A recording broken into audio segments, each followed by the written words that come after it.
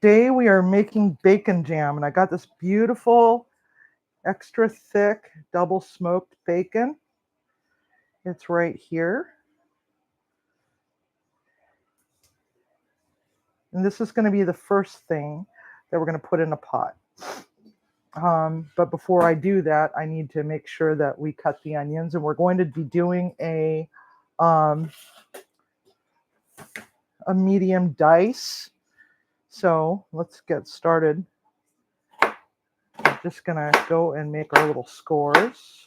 I got to remember to put a towel underneath my cutting board because that's really loud. So my apologies. We're going to render that down. So what else we've got here is, this is 3 onions. And this is the onions. This is the size that we're looking for. Then we also have dark brown sugar. We got 2 cups of that. We've got 3/4 of a cup of apple cider. That is coffee. This is a 1/2 cup of coffee.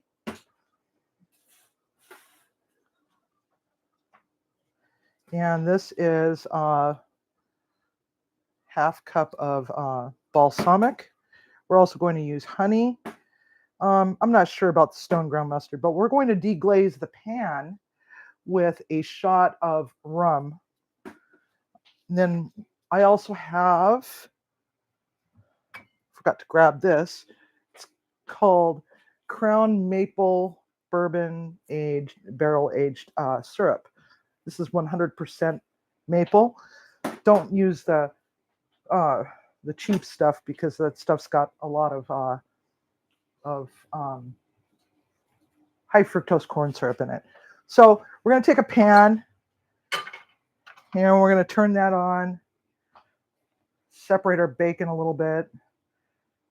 As you can see, it's about an inch, and these are thick pieces, so it might take a little while to render down. All right, let's see here. Take these gloves off, they're icky. Put on a new set.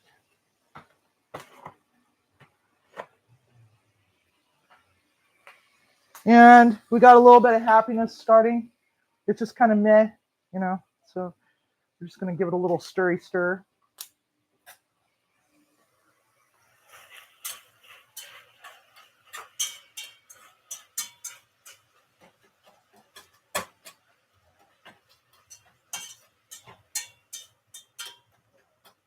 This here is called a roux whisk. And yes, I'm not making roux, but I think it's a multi-purpose tool for doing bacon because, you know, I can just go in there and just go tick, tick, tick, and it separates all the little pieces and stuff. We're getting there. We're going to add the onions now.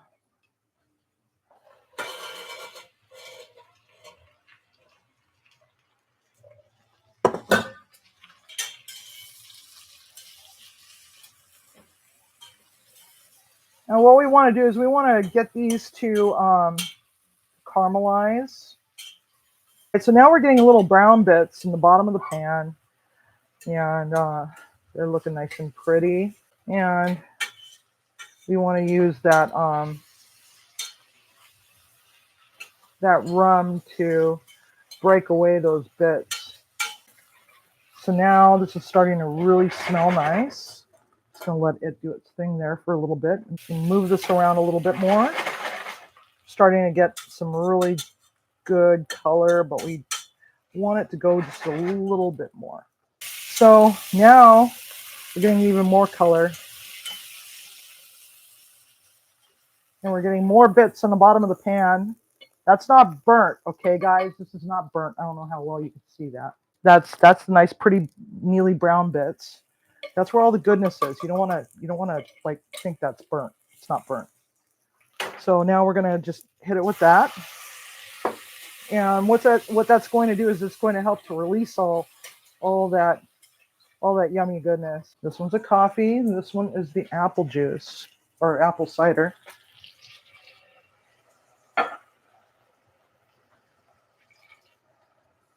Now we're going to go for the brown sugar. I like to use the dark brown sugar, but if you don't have dark brown sugar, you can always just add some molasses to it.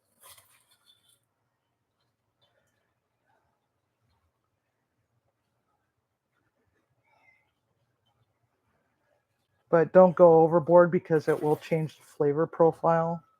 Now, one of the things you don't want to do is you don't want to take your eyes off this pot, really, because it will burn and burn and burn, and next thing you know it, you got the stuff that's permanently stuck to the bottom of your pan, and you'll soak it for days and soak it for even, maybe even a week, and soak it forever, and it's just not getting any cleaner, no matter what you do. I mean, I even tried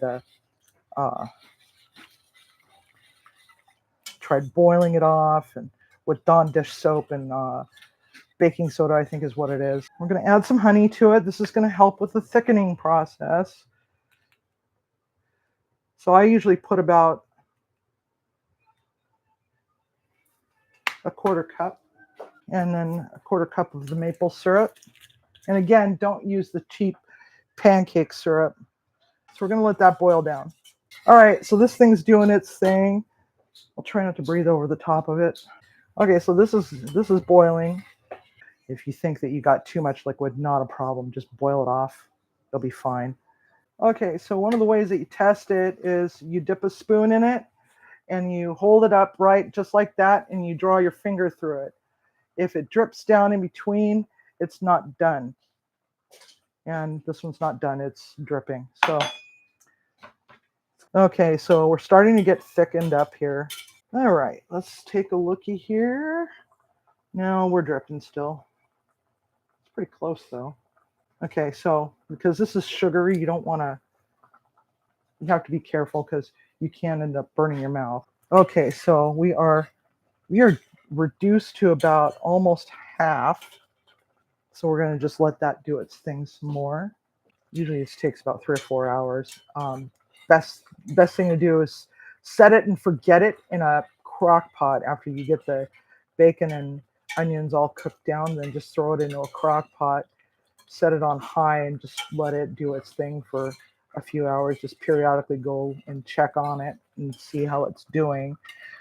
Push it around a little bit because, like I said, molten lava, there's nothing that quite ruins your day like burnt balsamic in the bottom of your pan, or burnt sugar with balsamic even. Okay, so we are reduced down to 3/4, so we're almost there. We're going to just splash a little bit of this in there for right now. Just give it half for now. Now the honey will help to thicken it, but also adding just that little touch of the orange zest will provide enough pectin to be able to help get it to seize up more, so it is more like a jelly. I probably got too big of an orange. Maybe get a smaller orange, or just use half of it, half of the zest from the orange, because it might be a little too much. But then again, what we're gonna do with it is grilled cheese sandwiches and little goat cheese appetizers, and I'll demonstrate that in just a few moments. This is where we're at right now. Might as well just test it, see how it's doing. And it's still dribbling down, so not quite there yet. This is where we're at. It's pretty tacky. See, it's starting to get tacky. Still drippy.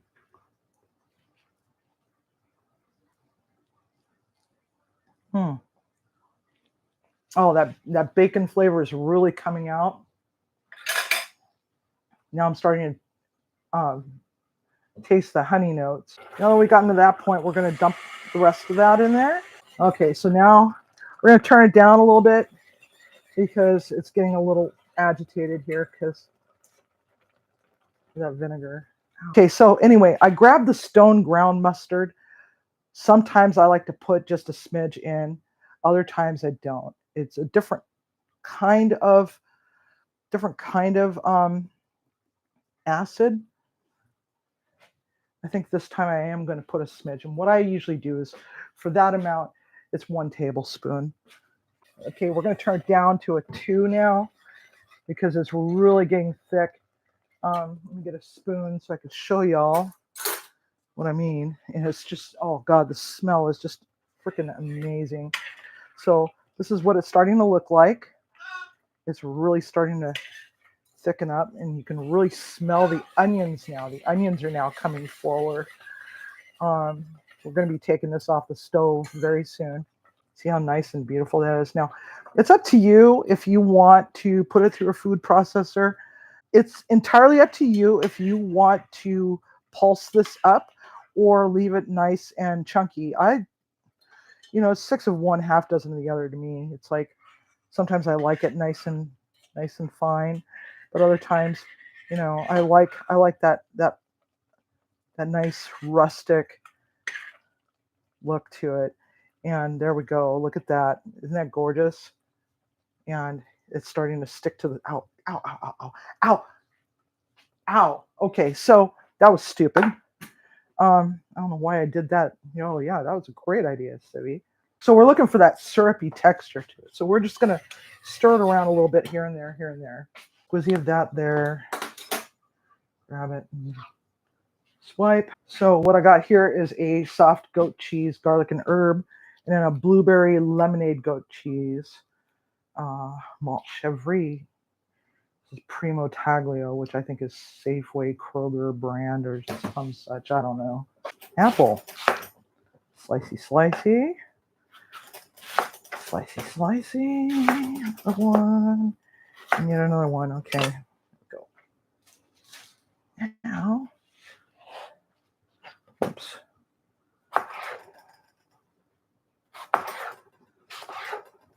So this is just a red delicious apple. It's apple season in Washington State. Now, if you really want to blow this out of the park, you could use opal apples, which are, I believe, from Idaho. Just gonna do it the easy way. Blah.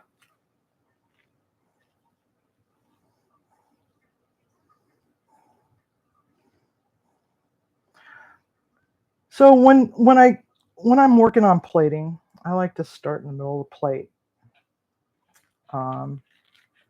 for these sort of things, and then build outward. I don't want to do like a type of what's called bookending, where you got cheese on one side, cheese on the other side. I like to, offset it so that it's asymmetrical. I don't know if it's my OCD that makes me want to be asymmetrical, because if it's perfectly symmetrical, it just doesn't look right to me, and I stress out over it. So this one here is going to be the garlic herb. Oh, this one's a lot softer. Sometimes these things are just kind of, this isn't normally the brand that I would use. So I'm going to go over here instead. I'm kind of making a V pattern of sorts. And the reason why is because it always looks nicer that way. So we're just going to break this up, chunk it up as best as you can. I mean, it's a soft cheese. So there we go. Go. Just like so. This cools off completely. It's going to be more solid like a jelly. But I want to at least, give you some plating ideas. With the sourdough baguette, now one of the other things that you could do is put some meats, dried fruits and nuts. I didn't go overboard because I'd be the only one that'd be eating the dried fruits and nuts. Timmy's not so much of a nut person. Okay, so we cut our bread on the bias. Do it pretty thin. Okay, it's probably just too much. And there we go. We're going to put one over here as an example. Okay, so what we're going to do is I'll just do this because I want to make sure that I get a picture. I love pictures. So my camera that I use is a Nikon. I also have a Sony as well, but in love with my Nikon right now. Actually, I'm having kind of a love-hate relationship with it. Okay, so we take that. Now, some of the things that you could put on top of this, besides just that and some of the stuff, is you could use pepitas or crushed hazelnuts or chopped pecans. Chopped candy pecans would be really good, but might be a little too sweet. So I would probably stick with the other stuff. Okay, so I just want to show you this, what this looks like. I'm going to come over here. I'm going to grab a spoonful of it, and we're just going to drizzle it over the top. And unfortunately, I'm all out of nuts. So there's that. Wow, that is gorgeous. This is going to be beautiful. It does need a little bit longer, though. It's really hot.